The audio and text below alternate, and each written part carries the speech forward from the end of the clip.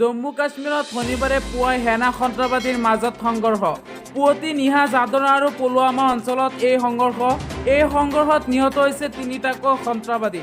গুৰুতৰভাৱে আহত হৈছে এগৰাকী সেনা জোৱানজনক ভৰ্তি কৰা হৈছে চিকিৎসালয়ত। উল্লেখ্য যে সন্ত্ৰাসবাদী আত্মগোপন কৰি থকাৰ খবৰ পাই সেনাই চলাইছিল এই অভিযান। অভিনেতা সুশান্ত সিং ৰাজপুতক লৈ কিছু কথা লুকুৱাইছে ৰিয়া চক্ৰৱৰ্তীয়ে। এই সন্দেহ কৰিয়ে যোৱা শুক্ৰবাৰে জেৰা চলোৱা ৰিয়াক শনিবাৰে পুনৰ জেৰা চলাব CBI-এ। উল্লেখ্য যে শুক্ৰবাৰে সুশান্তৰ মৃত্যুৰ ঘটনাৰ তদন্তৰ সন্দৰ্ভত ৰিয়াক প্ৰথমবাৰলৈ সোধপোছ কৰিছিল CBI-এ। প্ৰায় 10 ঘণ্টা জেৰা অন্তত গড়লৈ যাবলৈ দিয়া হৈছিল ৰিয়াক। দিনৰ 11:20 পৰা আৰম্ভ হোৱা এই জেৰাৰ প্ৰথম 2 ঘণ্টাত ৰিয়াক নিজৰ সকলো কথা বিৱৰি ক'বলৈ সুযোগ প্ৰদান কৰা হয়। ইয়াৰ পিছতে CBI-ৰ প্ৰশ্নবাণে খৰকা কৰে ৰিয়াক। 10 ঘণ্টা জেৰাৰ অন্ততো CBI-এ আৰু কিছু কথা জানিবৰ বাবে আজি জেৰা চলাব ৰিয়াক। কংগ্ৰেছত যোগদান কৰি APCCৰ দায়িত্ব লাভ 3 গায়কৰ। সম্পাদকৰ দায়িত্ব লাভ বাবু বৰুৱাৰ নেকিব অজয় ফুকনক মুখপাত্ৰ আৰু মিডিয়া পেনেলিষ্টৰো দায়িত্ব। APCCৰ সভাপতি ৰিপুণ বৰাই নিযুক্তি দিলে। তৎকালীনভাৱে কাৰ্যকাৰী হোৱাকৈ তেওঁলোকক দিয়া হৈছে এই দায়িত্ব।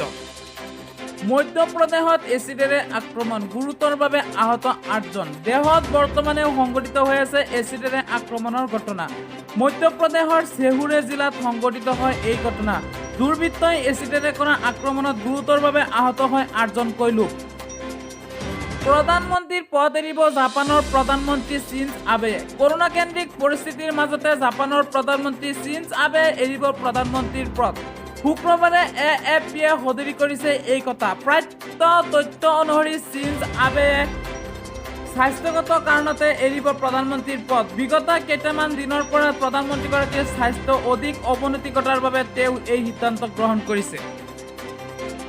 আজি অৰ্জুন বঁটা গ্ৰহণ কৰিব অসমৰ লাভলীনা বৰগোহাঁইয়ে। পিছে এইবাৰ ব্যতিক্ৰমী ৰূপৰে 29 আগষ্টত হকী যাদুকৰ ধ্যান চাঁদৰ জন্মদিন আৰু আজিৰ দিনটো ভাৰতবৰ্ষত প্ৰতি বছৰে ৰাষ্ট্ৰীয় ক্ৰীড়া দিৱস হিচাপে পালন কৰা হয়। মানকাছাৰৰ কালাপানী মাকৰিখোলাত নিশা ভয়ংকৰ অগ্নিকাণ্ডৰ ফলত কোবাতালিৰ এটা বাসগৃহ সম্পূৰ্ণৰূপে ভস্মীভূত।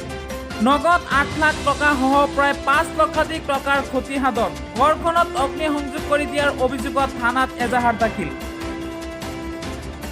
এটা গুৰুত্বপূৰ্ণ কথা যে কৰোনা আক্ৰান্তত ভাৰতে পাৰ কৰিলে 34 লাখৰ গড়।